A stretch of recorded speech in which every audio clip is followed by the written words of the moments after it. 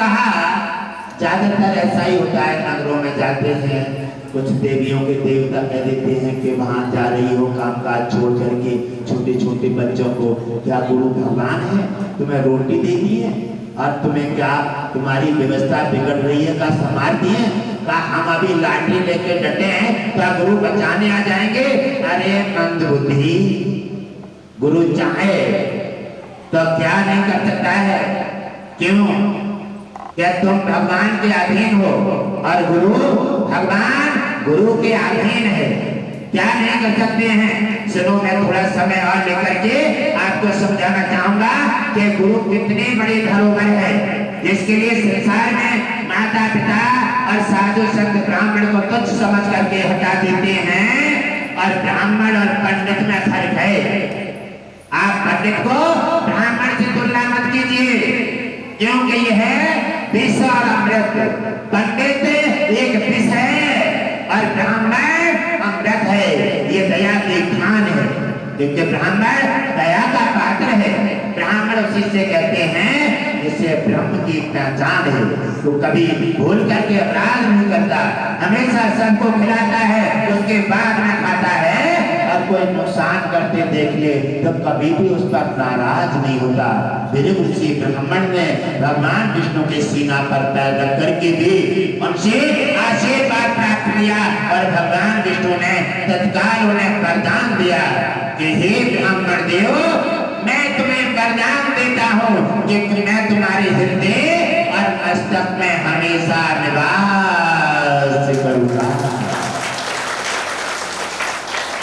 लक्ष्मी नाराज हो गई, क्योंकि उन्होंने सोच लिया, लक्ष्मी बिल्कुल पैर तक की सोच लेती है, जरा देर में गुस्सा और जरा देर में नॉर्मल।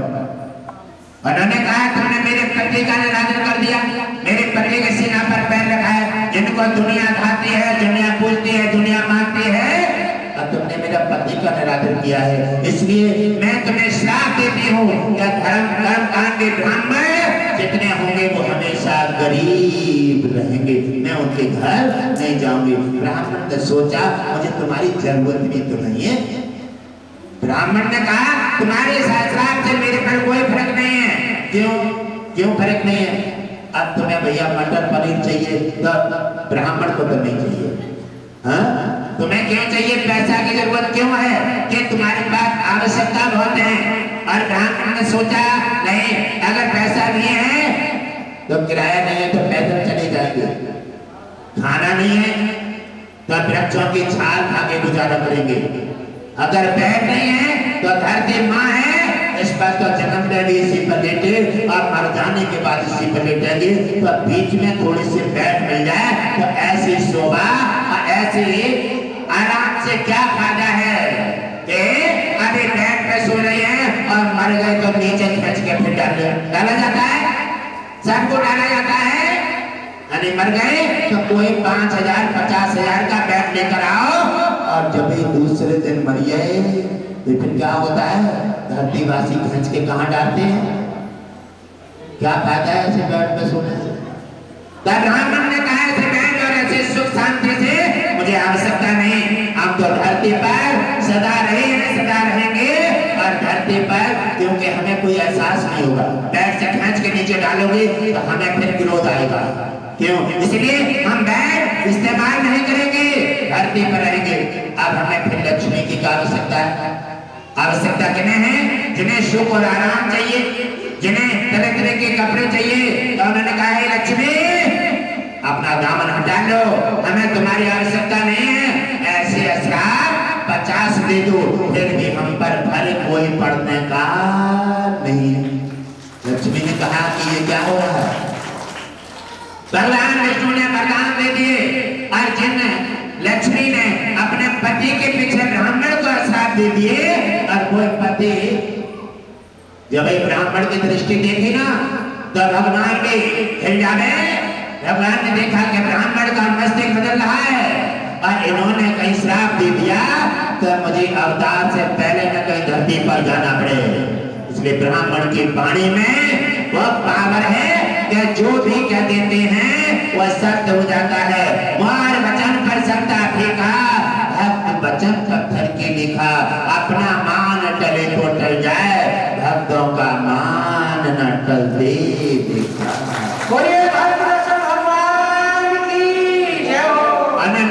करके अब जब ब्राह्मण को धरोहर मिल गई, भगवान विष्णु मिल गए दुनिया बनाने वाले, तो उसे लक्ष्मी की क्या जरूरत है। आज जब उन्हें लेकर के चल देते हैं, लक्ष्मी कहने लगी नहीं घर के गए नहीं घर के गए। पति ने नहीं सोचा तो जिस पत्नी ने हमारे सम्मान के पीछे ब्राह्मण को श्राप दे दिए हैं, तो हम थोड़ा लक्ष्मी के प्रति सोच ले। तो ऐसे धरती पर कोई नहीं सोचेगा प्यारे, जिस पर पड़ेगी वही खा करके आगे बढ़ जाएगा। न किसी का फर्ज निभाया है न कोई निभाएगा। आडंबर में कोई फंसे रहो न जाने समय आने पर परख लो। समय आने पर परखोगे, तब तक समय पूरा निकल चुका होगा और तुम्हारे हाथ में कुछ नहीं रहेगा, फिर तो पछताना ही पछताना रह जाएगा। जब लक्ष्मी आंसू टपका रही हैं और ब्राह्मण ने देखा कि ये लक्ष्मी रो रही है, क्यों रो रही थी? अपनी गलती पर। इंसान क्यों गरीबी अमीरी कष्ट हारी बीमारी दर्द क्यों झेलता है? अपनी गलती पर। लक्ष्मी क्यों रो रही है? अपनी गलती पर। तो उन्होंने कहा, कहो लक्ष्मी हम तुम्हारी क्या सहायता कर सकते हैं। ये ब्राह्मण का स्वभाव नहीं कि नारी को रोते हुए और हम अपना काम काज करके आगे चले जाएं, ये ब्राह्मण का स्वभाव नहीं है। लक्ष्मी नारी का आदर और सम्मान करना, गरीब को व दुखिया को उठाना, ये ब्राह्मण का परम धर्म है। ये इसलिए मैं ऐसे नहीं जाऊंगा। हे लक्ष्मी बताइए मैं तुम्हारी क्या सहायता कर सकता हूँ। तुमने तो मुझे श्राप दे दिया है, लेकिन मैं फिर भी तुम्हारी मदद करना चाहता हूँ। हे लक्ष्मी ये होते हैं ब्राह्मण के लक्षण। और पंडित जहाँ उसका काम चला, खाना मिल गया और उसको छल कपट करने को जेब भर गई और फिर मुड़ के नहीं देखेगा कहाँ चला गया, फिर तो अपना काम बना आगे बढ़ा। ये ब्राह्मण और पंडित में जमीन आसमान का फर्क है। पंडित एक विष है और ब्राह्मण एक अमृत है। इसलिए अमृत और विष को दोनों को शामिल कर दोगे, इसमें नुकसान तुम्हारा होगा। तो आपने अमृत और विष दोनों मिला दिए हैं। ब्राह्मण ने कहा लक्ष्मी मैं तुम्हारी और कोई मदद नहीं कर सकता, एक ही मदद कर सकता हूँ, क्योंकि अब हृदय और मस्तक तो भगवान विष्णु ने ले लिए हैं। अब ये शरीर तो शरीर है, मेरे पास और तो कुछ है नहीं शरीर के अलावा। हृदय मस्तक भगवान विष्णु ने ले लिए हैं। हे लक्ष्मी आप रोइए मत, मुझे बड़ी दया आ रही है। आपको मैं फिर भी आपके साथ थोड़ा सा उपकार करके और आपको शांति देना चाहता हूँ। हे लक्ष्मी हृदय मस्तक भगवान विष्णु ने ले लिए हैं और मेरे पैर बचे हैं। लक्ष्मी अगर आपको आवश्यकता हो तो आकर के मेरे पैरों में निवास ले लीजिए। मुझे कोई ऐतराज नहीं है, मैं आपको अनुमति देता हूँ। आपको अगर आवश्यकता है तो आप स्वीकार करके और आप रोना बंद कर दीजिए। हे लक्ष्मी आपका कल्याण हो। अब लक्ष्मी ने देखा कि ब्राह्मण के प्रति मैंने कैसा व्यवहार किया है और ब्राह्मण मेरे साथ में कैसा व्यवहार कर रहा है, सो नहीं शर्माने लगती है, आंखें झुक जाती हैं शर्म और संकोच से। लक्ष्मी इस आंखें नहीं मिल रही है ब्राह्मण से, फिर भी कहने लगे और रो करके ये ब्राह्मण देवता इसलिए आपने सिद्ध कर दिया है कि ब्राह्मण ही दया की खान है और ब्राह्मण तो भगवान का भी बाप है और भगवान से भी बड़ा है। इसलिए भगवान ने विष्णु ने इतिहासों में और वेदों में सबसे बड़े गुरु की महिमा बताई है। हे ब्राह्मण देव, हे गुरु देवता, आपने फिर भी गलती करते समय भी आपने हमारी गलती पर ध्यान नहीं दिया और फिर भी आपने हमें अपने चरणों में लेने के लिए जगह सौंप दी। हमने तुम्हें श्राप दिया और तुमने फिर भी हम पर दया की है। इसलिए भगवान और देवता सभी वेद और दुनिया बनाने वाला इसीलिए गुरु के चरणों में झुक करके और गुरु को प्रणाम करके और अपना मान बढ़ा लेता है। लक्ष्मी प्रसन्न चित्त होकर के और ब्राह्मण के पैरों में से टेक देते हैं और कहने लगे धन्य है ब्राह्मण देवता, हमने तुम पर वार किया और आपने हमें रहने को शरण दे दी। यही है ब्राह्मण की पहचान, क्योंकि ब्राह्मण को बार बार कितने भी प्रहार करो और सामने गाली सुनकर के खाता चला जाता है, और अंदर जब जाता है तो शांत होकर बैठ जाता है। और भगवान विष्णु उसकी गाली का और उसके अपमान का बदला पल भर में लेकर के और उस भक्त को नाना प्रकार से दंड दे करके और गुरु की सहायता करके कल्याण कर देता है। इसलिए लक्ष्मी ने पैरों में निवास ले लिया और कहा, हे ब्राह्मण देवता, आपके जो पूजा, ये आपके चरण कमल धुल करके जो महल में छिड़केगा उसका महल दूना हो जाएगा। और ये चरण कमलों का सम्मान, गुरु का सबसे बड़ा आदर होता है चरणों में। इसलिए जो नारी और कोई भी व्यक्ति गुरु के जन्म मृत लेकर के और धुल करके मकान में छिड़केगा और नियमित इनका स्वागत करेगा, वो धन धान से भरा पूरा रहेगा और सदा उन परिवारों पर मेरी कृपा बरसती रहेगी।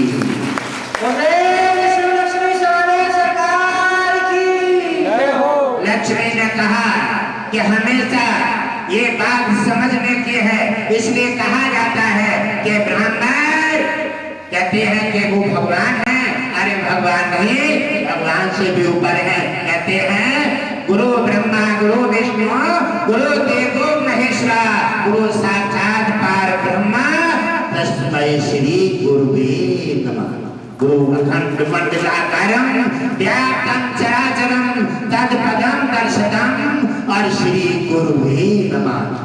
वेदों ने, इतिहासों में भगवान विष्णु ने, ब्रह्मा ने और सभी ने गुरु के चरणों का हमेशा बखान किया है, पूजा की है। जब भी राम भगवान विष्णु ने धरा पर अवतार दिए, आकर के पहले गुरु बनाए, ब्राह्मण का आदर किया और ब्राह्मण के साथ सहयोग के उन्होंने संचालन करके और ब्राह्मण का मान बढ़ा दिया। और वो धरतीवासी कहते हैं कि गुरु का भगवान है। अरे गुरु के बिना कुछ नहीं मिल सकता, गुरु के बिना जीवा चिपक जाएगी, गुरु के बिना ये आंखें। गुरु क्या है? गुरु एक सागर है। इसलिए उन्होंने लक्ष्मी ने बार बार उन्हीं को वरदान दिए कि हे गुरु देवता, हम तुम्हारे से प्रसन्न होकर के जो इन चरणों की सेवा और गुरु का मान रखेगा, उस घर परिवार पर सदा हमारी कृपा बरसती रहेगी। हम उन घरों में जा करके उनको धन धान से भरे रहेंगे, उनका कल्याण होगा।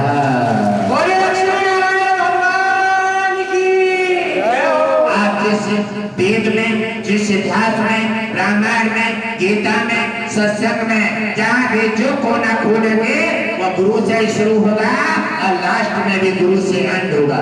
आप फिर भी सोच रहे हैं कि गुरु का भगवान, आप गुरु के बिना केवल सिर्फ डिब्बा है और गुरु ने इसमें ज्ञान भर करके डिब्बों में भक्ति मार्ग शिक्षा और जीवन सिखाया है कि मानव जीवन ये श्रेष्ठ धरोहर है।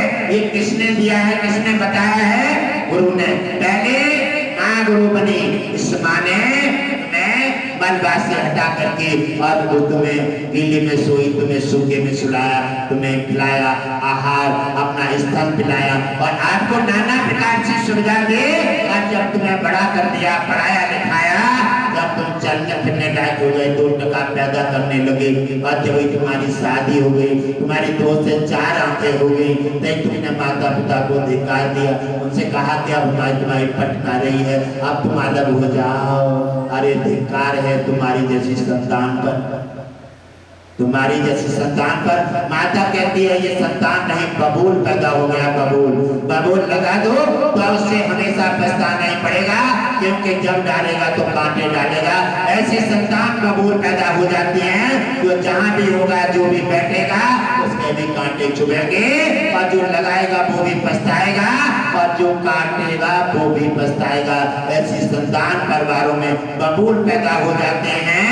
तो भगवान कहते हैं अच्छे संस्कार, अच्छे गुरु के माध्यम में जाओ, जो देवता पैदा करो और हमेशा मांस मदिरा से, इन चीजों से हटाने का तुम्हारा काम नहीं है। हमारी संतान, आपने कहा किसी ने, संतान ने तुमसे 10 रुपए मांगे और तुमने 10 रुपए देकर के उसे भेज दिया। शाम को लौट गया, तुमने उससे हिसाब क्यों नहीं लिया? ये कभी तुम्हारी है, आपने हिसाब नहीं लिया। दूसरे दिन 50 मांगे, 50 दे दिए। अरे वो तो तुमने इंसान से, देवता से हटा करके पशु बना दिया है। अरे आवारा घूम रहा है, आवारा जब घूमेगा तो आवाराओं में शामिल हो जाएगा। आवारा इन्हें खाने वाले बहुत घूमते हैं, कोई पत्ता खेल रहा है, कोई जुआ खेल रहा है, आवारा में आवारा शामिल हो जाएगा। फिर इनको बचताना पड़ेगा, आवारा बच जाएगा। तब तुम देखोगे कब? जब कहीं पीते देख लोगे, झूमते हुए आ रहे होंगे पी करके, तब तुम देखोगे अरे ये क्या कर बैठा है, तुमने देखा ही नहीं। आप गाय के माता पिता हैं, बच्चे पर शाम को और समय को दोनों टाइम दृष्टि डालो। बच्चे की आंखें बता देती हैं तो ये गलती का क्या है। आप कैसे माता हैं, आप कैसे पिता हैं? जब पूरा तमाशा बिगड़ गया और आपको पता ही नहीं है, कौन देखेगा? आपको जिम्मेवार बनाकर भेजा है परिवार का संचालन करने के लिए। आपने मम्मी पापा वैसे कटवा दिए। मम्मी पापा कब कहा जाता है? जब मम्मी पापा फर्ज निभाते हैं, उसमें बच्चों की कोई कमी नहीं है, सारी कमी तुम्हारी है। अब तुम्हारी कमी से परिवार उजड़ गए। नशीले पदार्थ, इन चीजों का जब हृदय में उतर जाता है और देवता से, इंसान से हट करके जब वो बर्दाश्त हो जाते हैं, पशुओं की भांति गलियों में घूमते हैं, फिर उन्हें सुधारना बहुत मुश्किल है। हाथी का दांत बाहर निकल जाए ना तो फिर अंदर नहीं आता है, वो हमेशा बाहर ही बढ़ता चला जाता है। ये कभी किनकी है? कब याद हुआ तुम्हें? जब तुमने उसे डाकू बना हुआ देखा, शराबी बना हुआ देखा, जुआ खेलते हुए देखा, और तब तुम्हें एहसास हुआ आप गाय के मां हैं। मां ने ही जन्म दिया है संतान के लिए। माँ के संतान, माँ के हृदय से, शरीर से संतान की रचना हुई है। जब कहीं बेटा का कोई दिक्कत आए तो माँ का हृदय फटफड़ाने लगता है, आंसू गिरने लगते हैं और उन्हें लग जाता है, महसूस होता है कि मेरे बच्चे पर कहीं संकट है। कैसे पता चल जाता है? जो बच्चा इतना जहाँ तक बदल गया, इसका मतलब है आपने ध्यान नहीं दिया, आपने ध्यान नहीं दिया। आप अगर चाहें तो देवता बना सकते हैं, आप चाहें तो गली में देवता से, इंसान से हटाकर पशु बना सकते हैं। ये सब आपकी लापरवाही है और आपकी लापरवाही आपको ही दिक्कत स्वयं को हो रही है और तुम्हारी दिक्कत फिर हमारे देश को होगी, हमारी सरकार को होगी, हमारे धर्म के लिए होगी, हमारे मंदिर के लिए होगी, हमारे सनातन के लिए होगी। क्यों? कि देवता और भक्त रह जाएंगे काम और फिर शराबी कबाबी अनेक बन जाएंगे, परिवार के परिवार दुरुस्त हो जाएंगे, रामायण गीता पूजा याचना सब ग्राम हो जाएगी। आकर क्या करेंगे? आपसे पूछा जाए आपने माता पिता का फर्ज क्या निभाया है? आपको सबसे पहले शिक्षा और शिक्षा के बाद पूजा पाठ और भगवान विष्णु के बारे में सबको बताना चाहिए। क्यों? कि आप सनातनी हैं। क्या आप अपना काम करते हैं? नहीं करते हैं। आप 3 घंटा पूजा करें, आप सत्संग में आए, आप दरबार में आए, और संतान पत्ता फेंक रही, शराब पी रही है, जुआ खेल रही है, बताइए आप क्या करेंगे? इसलिए आपका पूजा याचना आप फिर बच्चों के लिए सही करने के लिए फिर आप मौते बरालों के पास जाकर के लौट जाते हैं, पैसा बर्बाद करते हैं, अकारण आपका कोई फायदा नहीं है। इसलिए आपने जो गलती की है वो तो आपको आपके सामने आ रही है।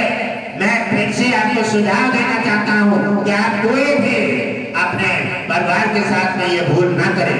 माता पिता का फर्ज निभाएं और जिनकी संतान बिगड़ गई, जिनकी संतान बिगड़ गई, उन्हें माता पिता बनने का कोई फर्ज नहीं निभाया, कोई फायदा नहीं है।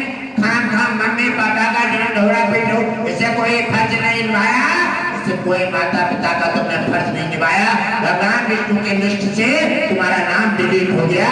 भगवान ने कहा कि तुमने माता पिता की जिम्मेदारी नहीं निभा पाई है, इसलिए तुम्हें दूसरे जन्म में संतान का तुम्हारा अधिकार हटा दिया जाएगा। तो सबको संतान दिए, हमें क्यों न दिए? अरे जब तुमने संतान के हित में, जब तुमने अपना उपकार नहीं कर पाया, आज सभी संसार हमारा इन्हीं चीजों से पीड़ित है। आज सनातन हमारा, अभी कहीं दरवाजे पे खड़े बोतल लेके हो जाओ मार्केट में या फिर रोड पे, तो मेरे बोतल वाले खड़े हो जाओगे, हैं? और एक फूल लेके खड़े हो जाओ, कहाँ के सत्संग जा रहे हैं, तो एक गुना आ दो तुम्हारे, एक आध निकले वो गिनती का, वो तुम्हारे पास आएगा। क्यों? कि जितना जिसका परिवार बढ़ेगा उतना ही अत्याचार बढ़ जाएगा। अत्याचार बढ़ेगा, पूजा पाठ सनातन का सारी चीज विफल हो जाएगी। आपसे पूछोगे बच्चों से कि तुम्हारे राम कौन थे, जब राम के बारे में तुमने बताया नहीं तो फिर क्या समझेंगे राम कौन थे? भगवान के बारे में, सनातन के बारे में। तो आपको क्यों माँ बाप बनाया गया है? इसलिए इस संतान को बताओ आप सनातनी हैं, तुम्हारे राम कौन थे, तुम्हारे गुरु कौन है, तुम्हारे कैसी परंपरा होना चाहिए। उन्हें पूजा पाठ में संग लगाओ, आप भी पूजा करो और उन्हें संग में डालो, संग नहलवाओ और संग पूजा पाठ में दाखिल करो। अपने से ज्यादा उन्हें आदर डाल दो, इससे क्या होगा? तुम्हारे आगे की परंपरा बनी रहेगी, नशीले नहीं होंगे, ज्वारी नहीं बनेंगे, क्योंकि भक्ति मार्ग में, तुम्हारे मार्ग में ढल जाएंगे, वो परिवार बचे रहेंगे। बाकी क्या होगा? रोड पर आ जाएंगे, परिवारों में रुझान बचे रहेंगे। ये मेरी बात लिख के रख लो, आज तुम्हारी समझ में आ रही है और आगे भी ये बात समझ में आएगी। अगर ये माला से अगर मोती निकल गया तो समझ लो ठोकरे खाते फिरेगा। और जब तक माला में है, परिवार क्या है? माला। परिवार एक माला है, परिवार में संस्कार में है। अरे आप सनातनी हैं, सनातन का ये धर्म है, शराब पियो। सनातन का धर्म है कि होली पर जगह जगह क्या होता है, गांव में परंपरा बना ली है। होली पर जगह जगह हर गांव में कहीं मुर्गा कट रहा है तो कहीं बकरी कट रही। अरे तुम होली बना रहे हो, अपराध कर रहे हो, और ये अपराध तुम कर रहे हो, तुम्हारी संतान विजय करेगी। तो संतान को राक्षस तुमने बनाया है, आप जैसा करोगे संतान वैसा देखेगी। आप जो कर रहे हैं पहले तुम्हारे माता पिता ने किया, वो तुम कर रहे हैं, अब तुम्हारे संतान देखेगी, वो करेगी। तो क्या होगा? सनातन का बंटाढार हो जाएगा, पूजा पाठ बंद हो जाएगा। घर में एक नहीं चार है, चारों भाई टांगे खींच रहे होंगे, शराब पी रहे होंगे, वहां भजन पूजा कहाँ रह गई? आप फिर कहो भगवान ने हमें दृष्टि क्यों न दी है, भगवान हमें संकट क्यों दे रहा है? भगवान अगर चार हैं, चारों खा पी रहे हैं, चारों ही मुर्गा बकरा बनेंगे, मानव जीवन में आ ही नहीं पाएंगे। आपने क्या कर्तव्य निभाया? माता पिता का कर्तव्य है, भगवान इसलिए परिवार में सौंपते हैं, इसलिए अलग अलग विभाग बांट दिए हैं। तुम्हें माता पिता का विभाग दिया है, इस संतान जो भी है और संतान को सद्मार्ग में रखो, पूजा पाठ में लगाओ, दान सेवा में लगाओ, सत्संग ले जाओ। एकाकार सत्संग के उनके दिमाग में पड़ेगी। तुम क्या कर दो? पहला उठाया और तुम अपना काम काज देखो, हम सत्संग जा रहे हैं, आपसे केवल उद्धार नहीं होगा। क्यों? जिसको जो मिलेगा उसी का उद्धार होगा। हमारा सनातन, हमारा राष्ट्र, हमारा देश, हमारा धर्म, हमारी परंपरा, हमारी नीति और नियम समाप्त होते जा रहे हैं। इसका तुम्हें तो दंड उठाना ही पड़ेगा, लेकिन फिर जो है हमारा हिंदुत्व खत्म हो जाएगा। बाद में तुम्हें एहसास हो जाएगा कि अब हम क्या करें। बाद में कुछ नहीं, सिवाय दंड से अलावा, सिवाय भटकन से अलावा, सिवाय अपमान से अलावा और कोई चीज हाथ नहीं आएगी। इसलिए आज भी मौका है, समझ लो, भटकन बाजी का काम है सनातन जगाने का। आप माता पिता हैं, कर्तव्य का पालन करो। सुबह 4 बजे उठो, संतान को भी उठाओ, घटघटवासी जी के भजन और वीडियो चला दो। अगर ऐसे नहीं उठ रहे हैं, बड़ी ऊंची आवाज में चला दो। एक एक स्पीकर ले लो, बनवाने के सिस्टम बन गए हैं, उसमें ब्लूटूथ कनेक्ट करो और चला दो। जब मीठी वाणी और भजन जब उनके कानों में जाएंगे तो गुस्सा भी नहीं करेंगे, सहज में जग जाएंगे। आप जगाने के लिए हैं, माता पिता केवल धन पैदा करने के लिए नहीं, उन्हें मटर पनीर खिलाने के लिए नहीं, उन्हें पढ़ा करके डीएम और अधिकारी बन जाने के बाद भी उनके पेट अच्छे रहेंगे, इसलिए कोई फायदा नहीं हुआ। इसलिए अपना सनातन, अपने धर्म के बारे में, अपने भगवान के बारे में, अपने नाना प्रकार के हिंदू के बारे में उन्हें जानकारी अवश्य में पूजा संग कराएं और पूजा में आदत डालें, सत्संग में ले जाएं और जब भी टाइम मिले तो अपने भगवान के बारे में उन्हें अवश्य बताएं। हमारे भगवान ऐसे थे, भगवान विष्णु ऐसे थे, उनके बारे में बताओगे तो उन्हें जानकारी होगी, नहीं बताओगे तो वो अपने मनमानी करेंगे, तुम अपने मनमानी करोगे। आपका जो मकसद है परिवार चलाने का, अपने वंश चलाने का, जब वंश छोड़ दो परिवार भी नहीं चलेगा, क्योंकि वो अपने मार्ग बदल करके नशेड़ी हो जाएंगे और मांसाहारी हो जाएंगे। सनातन का बंटा ढाल स्वर्ग। किसी को तुम्हारे को मैपने की जरूरत नहीं पड़ेगी, किसी को खत्म करने की जरूरत नहीं पड़ेगी, तुम स्वयं अपने कर्म से खत्म हो जाओगे, रहोगे ही नहीं। जब तुम्हारे कर्म कांड नीति मर्यादा सब बदल जाएगी, क्योंकि तुम कर्म योनि में भेजे हो। कर्म योनि में पाप और पुण्य दोनों लगते हैं और भोग योनि में है जीव जंतु पशु, ये भोग योनि में है और भोग योनि वालों को हम परेशान करते हैं। तो हमारा धर्म तो पहले नष्ट हो गया, हमारी मानवता तो पहले ही चली गई। और जिसके मानवता धर्म नष्ट हो जाए, जिसके पास दान सेवा और भक्ति न रहे, वो तो मानव है ही नहीं, मानव से हट करके राक्षस बन गया है। राक्षस खाते हैं, पीते हैं, दुराचार करते हैं, छल कपट धोखा, ये राक्षसों की परंपरा होती है। आज वो परंपरा हमारे सनातन में लगातार ऐसे ऐसे पौधे बड़े हो गए हैं, उससे बचाना मुश्किल है। रात और दिन गुरु लगातार जीतते हैं, समझाते हैं और आपको हटाना चाहते हैं, थोड़े हट पाते और तासे जाते फिर उसी में गिर जाते हो। काक पढ़ाई पिंजरा, पड़ गए चारों वेद और जो सुनियाई कुटुंब की रह गए ढेड़ के ढेड़। बात ये नहीं है आप सोच रहे हैं कि गुरुदेव सीख रहे हैं, आप सोच रहे हैं कि साधु संत और वेद सीख रहे हैं, उनका नुकसान है। आपका सबसे पहले नुकसान है, आपका नुकसान तो तुम्हें पता दिखाई दे रहा है। बच्चे जब पी पी करके जब घर में आता है तब गाली देते आता है ऐसे, क्योंकि उसे ईश्वर का नाम लेते आना चाहिए। सनातन का धर्म ये है।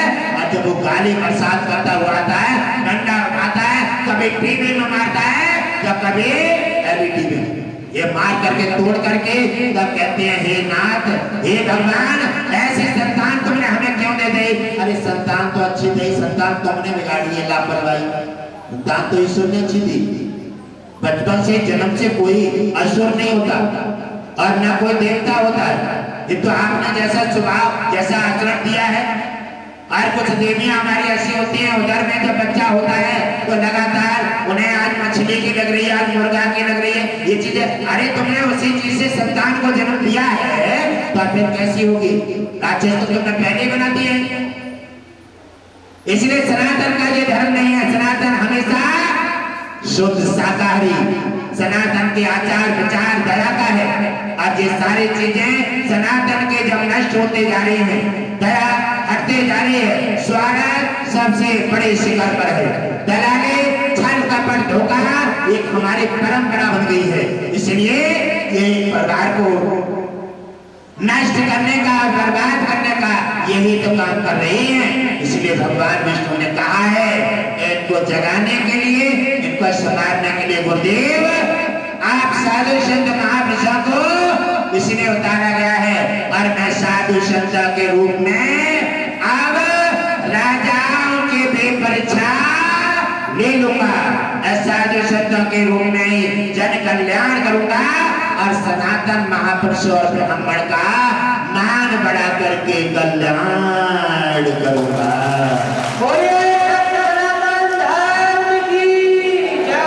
और हमारा केवल ये थोड़ी है, होली आई, होली पर हमने उसके ऊपर रंग डालो, हमने उसके ऊपर रंग डालो, काउन ना डाल पाओ तो अरे हमने तो भैया रंग डाल ना पाओ तो रंग से उछल गए। क्या कितना बड़ा एहसास हो रहा है, रंग ना डाल पाओ तो कितनी बड़ी गलती होगी। हाँ जी, नहीं सोचिए कभी कि हमने पूजा ना कर पाई, एक भजन नहीं गा पाया, किसी भूखे को खाना नहीं खिला पाया, हमने बच्चों को कोई शिक्षा नहीं दे पाई, ये कभी नहीं सोची है। अरे होली के रंग ना डाल पाओ तो कितनी बड़ी चिंता कर रही। ये बेमतलब की बातों पर कितना ध्यान दिया जाता है। ऐसे ही अच्छा ये बताओ, हमारे इन सभी परिवारों में रामायण कौन कौन पढ़े? रामायण उठाओ, रामायण कौन कौन पढ़ते? हाथ ऊंचे करें, बताओ आप काय के सनातनी हैं? 3-4 लोग रामायण पढ़ते हैं, आप काय के सनातनी हैं? इसका मतलब है, बताओ तुम्हारा क्या होगा? आप जब रामायण नहीं पढ़ेंगे, आप विष्णु पुराण नहीं पढ़ेंगे, आप सत्संग में नहीं जाएंगे, आप संतान को क्या बताएंगे कि भगवान कौन है, गुरु कौन होते हैं? आप क्या बताएंगे? कोई तुमसे कहेगा, सवाल करेगा कहाँ जा रहे हो? गुरु के पास जा रहे हैं, तो कहें गुरु भगवान है, तो आप उन्हें कहाँ उत्तर देंगे? आप चुप हो जाएंगे, जय कहेंगे अरे कहेंगे बुलाओ आगे बढ़ो। तो आखिर क्या है तुम्हारा जीवन, आपका मानव जीवन का उद्देश्य क्या है? आप क्यों आए हो इसमें? केवल खाने पीने के लिए, सोने के लिए, संतान पालने के लिए, जन्म लेने के लिए? संतान पालो, जन्म दे दो और उन्हें राक्षस बना दो, ये क्या फायदा है? संतान को जन्म देना कोई फायदा नहीं है। अगर बनाओ तो संतान को सही सनातन के मार्ग पर पहुंचाओ और उन्हें सनातन का पूरा ज्ञान दे करके और उनका अपना और सनातन का कल्याण कर दो।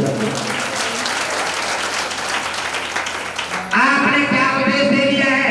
बस शादी हो गई, बच्चा पढ़ने चला गया, बड़ा हो गया और संतान हो गई, बस इतना ही फर्ज है तुम्हारा सबका। हाँ, इतना ही फर्ज है। रामायण ये देती है, रामायण में क्या देती है? रामायण पढ़े नहीं, कोई वेद उठाया नहीं, सत्संग नहीं, गुरु के बात माने नहीं, तो तुम्हें क्या मिलेगा? क्या मिलेगा? यानी विवाह में जो भर गया, जिस संगत में चला गया, बच्चा जिस संगत में एक बार गया और दोस्तों पच के पीने खाने वालों ने अरे पी के देख ले कितनी बढ़िया चीज है, और एक दिन प्यार गई और एक दिन प्यार दी अपने पैसा से, और फिर तो तुम्हारे कहूँ पैसा चुराए, या हमारी कोई देवियां कहती है हमारे पैसा गायब हो जाता है, हमारी चीजें गायब हो जाती है, यही तो ले जाते, चीजें गायब हो जाती है, पैसा गायब होती है। तुम्हें जानकारी नहीं, क्योंकि ये तो कहीं से लाए, ये तो अपनी पूर्ति करेंगे। ये कहां से लाए? जुआ खेलने वालों को लत लगी है। पांडवा ने क्या छोड़ा?